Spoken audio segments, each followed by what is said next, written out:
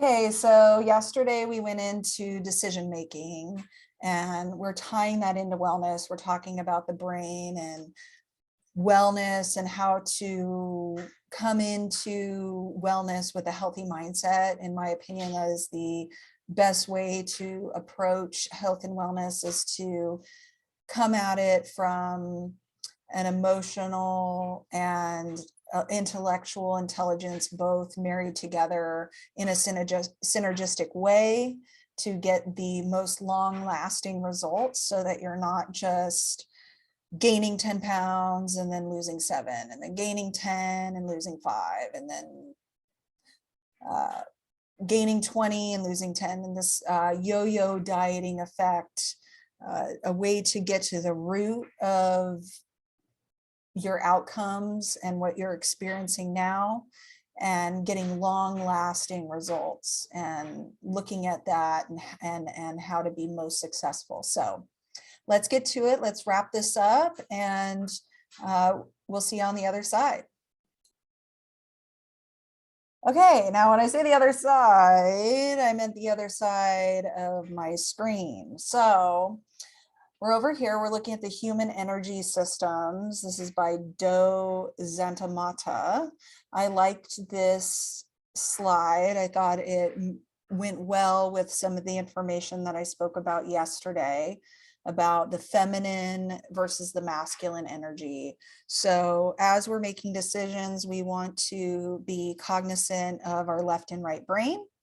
Left brain would be more in line with the masculine energy system, and the feminine would be more in line with the right.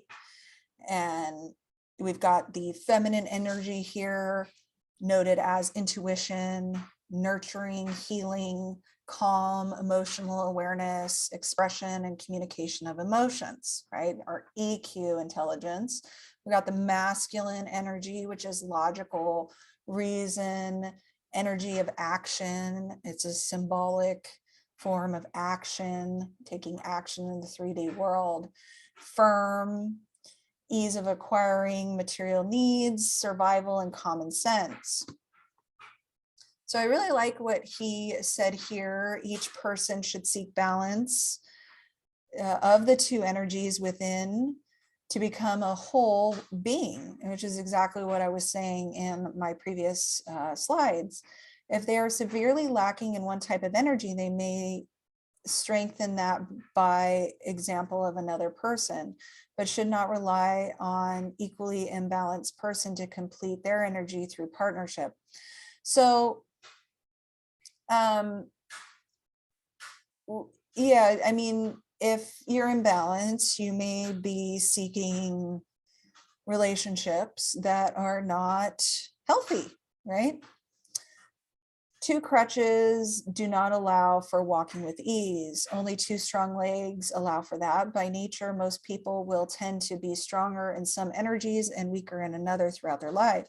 Some life situations require more of one energy than another to be successful, as they are not completely balanced situations. The goal is not to achieve 50-50 balance, but to become aware of these energies and be able to utilize them when they are needed. I like that. I like that. So when making a decision, I think it is important. I know this presentation is more about making a decision to make forward progress towards a goal. I believe it's in that situation, it is good to have pretty equal 50-50 weight there. Consider both sides of the equation, right? With both sides of your brain, look at the emotional and social impacts of your decision, as well as, you know, the logical and mathematical way of achieving that goal. Okay. But there may be other situations where, you know, you don't need as much of one and the or not the other. Okay. So rational versus emotional. So this has to do with, there's a lot of marketing research when you look at psychology and data. A lot of the material surrounding decision making has to do with who clicked on what and what drove the customer to click on this thing versus the other thing, right? That's fine. It's awesome to be aware of that, I believe, so that you're not as manipulatable, although we all have our weaknesses and our weak points, right? But we can still use this information to learn. And we've got a lot of these marketing studies look at rational versus emotional decisions. And again, the left and right brain, right? You've got the masculine and the feminine. Here on the left, we've got the masculine, which is features, price, quality, reliability, warranty, delivery, return policy. And then on the right, we've got more of the feminine energy, the brand image, the style, the social proof, the fear, the loss, the trust, the confidence, and the service. Okay. These are how people are making decisions in the world on what to buy. Buying rational. So again, I liked this infograph because it did actually even tie it to the left and right hemisphere of the brain.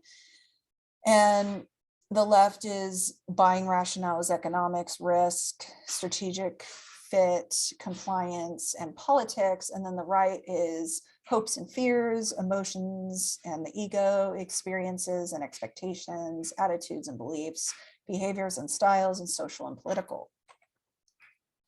Okay, critical thinking, self-awareness, consciousness, and aware of the external and truth. So weighing the mind and the heart, right? So you want to go from being reactionary to critical thinking. So that would be taking in all of the information, using your entire brain, your left and right, and being self-aware of your thoughts surrounding the left and right, and being conscious of that decision that you're making and aware of the external. So you may be aware of what's going on externally and what your circumstances are, but you're also being truthful to yourself. So we want to not lie to ourselves. So this could be where you're lying to yourself about what you're capable of. You may be lying to yourself about what you're planning on doing and not following through. You may be lying to yourself about how much time you have to spend on something, what your commitment level is. And as you move through those, you'll want to try different things and keep adjusting according to how you're reacting. And your reactions might surprise you. So, for example, I made a goal where I wanted to go back to the gym more than once a month, because I was not going to quit going to the gym or working out during all the shutdowns. And so I had made goals of going hiking and finding alternative practices other than the gym, which is I thoroughly enjoy the gym. And then I wasn't wanting to go to the gym because I didn't want to have to wear a mask while I was working out. So I was procrastinating on doing that. So I had to find alternatives, and I would make a goal and then I wouldn't follow through. And then I finally had to realize that I wasn't going because of the mask. I didn't want to work out with mask on. So I had to then say, oh, okay. Once I realized that I was doing that, I found alternatives, outdoor exercises and things like that, to where I was able to follow through on my commitment. But it took a couple of times because I was making a fast decision. I was just writing an arbitrary goal down. I want to get back into shape for summer, and wrote some things down on how to get that goal. I knew rationally how to get there. And so I did that, and I wrote it down and had to adjust as I went. And I chose this picture because I was trying to find a picture that represented the self outside of the mind as the observer. So we are here experiencing our humanness, our human experience, and we are not our bodies and our minds. These are vessels, and we have the ability as humans to critically think about our own thoughts, which is really, really cool. We can be the conscious observer, if you will, and critically think about our thoughts and our emotions. Our thoughts here represented by the brain here, the mind, and then the heart is obviously feelings. I call emotions thoughts and feelings, so emotional intelligence would be both of these together in my working definition, the way I construct it in my mind. And so critical thinking, self-awareness, conscious, so being conscious of internal and external thoughts. So internal would be thoughts, and then external would be the environment and things happening around you, and searching for truth in both. We lie to ourselves every day. So seeking truth internally as well is super important.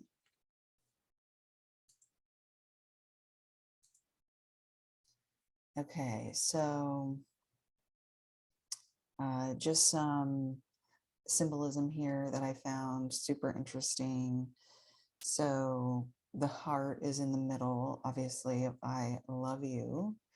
And the I is representative of the male symbol, and the U is representative of the female, the womb. And so I was just going through and looking for symbols that marry the two together. And I thought that this was an interesting modern. A lot of times you'll see this represented in ancient philosophy and traditions that were passed down. This was common knowledge to a lot of the ancient traditions, and it seems to have been lost. Yes, so people are like, yeah, right, left brain. I get it. It's one of the first things they teach in psychology and neurology, and took those classes in college. Not a big deal. It's not some groundbreaking thing, but I don't think that it's really taught in a marriage of the spiritual, the physical, decision making, critical thinking. I mean, it can really be applied to pretty much every area, every situation, self-improvement, so many. It's really just a very deep well of knowledge that you can, and correlation, you can just continue to tie together in a deeper and deeper way. So probability versus desirability. So when we're looking at decisions, we need to clear out the clutter. So when you are thinking critically about your situation, your internal and external situation, you want to remove biases and social constructs, things of that nature, that other people's, what you think other people's expectations are of you, right? So sometimes we go down this thought pattern where we're constantly playing out these tapes, these stories in our head about what other people will do, what will other people expect of us, and it is important to be aware of what other people's expectations may be, or what you have promised to other people, so that if one of your decisions changes a promise that you've made to someone, you need to communicate that to them, right? Hey, I'm not able to follow through on that because I'm going to do this instead, like quitting a job or changing a relationship in some way. Okay, I can't pick your kid up from soccer practice anymore because I'm going to be going to the gym instead. So clearing out the mind, resetting, going to a different place, putting yourself in a different situation, going out into nature can be a great way to reset. Get a pen and paper and ask yourself questions and write. and keep asking. So oftentimes the first series of questions are very superficial. You get some superficial responses from yourself, like, why do you want to lose weight? Why do you want to be healthier? Oh, so I can get into bikini. Okay, that's great, but what else? Because I'll feel better. Okay, nice. What else? What else? Go ask about at least 10 different questions. Come up with what else? What else? Even if it's the same question over and over again. And you may not get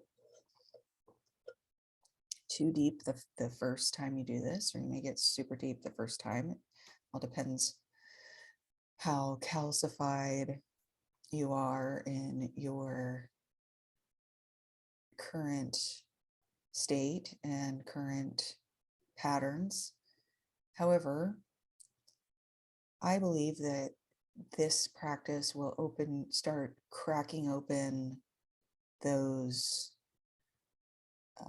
neural pathways in your mind, right? So it's starting to open up the questioning mind, and you can ask your mind to start indexing and making you aware of your thoughts and feelings around weight loss or your eating habits or smoking or drinking or whatever habit you're looking at, right? So we have, I believe it's 50 or 60,000. I don't know I don't remember the exact way that they came up with this, but there's tens of thousands of thoughts that come through our minds every day. And if you say to yourself, hey, mind, hey, if you see something run by this prefrontal cortex of mine, and in the subconscious, like just keep going down in the subconscious and try to keep an eye out for things related to food. It may come up later in the day. You might be driving and the thought comes up, and you're able to catch it because because you did this exercise. You may be at the gym and in the middle of a workout, and it could come to you. You'd be like, oh my gosh, I just thought of,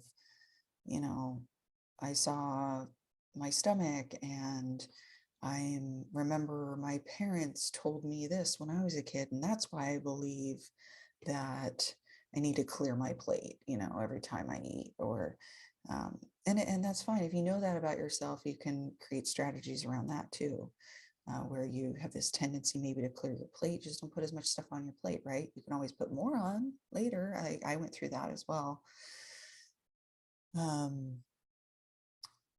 Evaluate, is this true? Am I lying to myself? This is a great question to ask. So as you're as you're telling yourself, oh, I need to clear my plate because if I don't, then I'm being disrespectful to the cook, or I feel like my mom's going to backhand me even though your mom's not there anymore. You can tell yourself, yeah, no, my mom's not here. I don't have to eat this. I don't have to finish this. I'm already full. I should just eat to being full. And that's it. That's the point of, or eat to satisfaction. That's the point of eating, right? Is to just get enough energy to complete the tasks of our day and nourish our bodies, give us nutrients and vitamins and minerals to fuel our bodies for our activities that we're doing. And most people don't have to eat until you're stuffed anymore. Maybe we had to do this when we were foraging for food and came across a tree full of fruit and we had to gorge ourselves. Maybe we didn't have storage yet and things like that. Our complex, our reptilian brain just wants the survival mechanisms, and sometimes we have to be aware of those and reason with them a little bit. Once a root cause is discovered, so the reason why we're going through all these layers and questioning is to find the root cause of why we're doing these actions that we don't want to be doing, or why we aren't doing actions that we want to be doing. It could be big or small, realistic actions and steps, daily commitment to progress, record and think whether or not it's realistic. It's okay to be a little bit unrealistic and push back push through some of your constructs around what is realistic. That's completely fine, but you do want to create some actionable steps. So if you have a big goal of losing 100 pounds, you want to give yourself a realistic timeline. Say, okay, if I lose 2 pounds a week, that's 50 weeks, right? So that's a year. So you want to maybe give yourself a year and look at it that way. Is it healthy? Is it realistic? What are the consequences of losing weight too fast? Are there benefits of losing weight a little bit slower? I often talk about skin elasticity. Of course, some of that is genetic, but if you lose weight really fast, that's great. Especially if you're in the morbid obese category or obese category. However, there are positives to losing it a little bit faster, right? And some of us need time to adjust to new mindsets and new habits, and it gives us that time when we take it slow, which is why going slow, people tend to keep it off for the long run as well. Okay, rework daily. So when you're really working towards something, a big goal, a big life change, like losing 100 pounds or quitting smoking or drinking or getting into shape or running a marathon or getting a new job, changing your career, you may really have to put that at the top of your priority list for a while and let other things suffer. Let other things in your life not be as much a priority, or pick a number of days in the week where you're really going to make it a top priority. For example, I have been working more lately. I'm working towards some goals, and I know that I can be a workaholic and become overly focused on a task. However, on the weekends, I do have some time. I still work a little bit on the weekends. I give myself a couple hours to do a little work on the weekends. But then the rest of my weekend is dedicated to the family and to going to the gym. So no matter what, even if I can't make it to the gym Monday through Friday, I know that right now I'm in a place where I can stay active. I can do other things other than the gym to keep myself healthy and not overeat during the week. And on the weekend, I get to go in and maybe do a little bit extra workouts and do that intense workout that I really enjoy.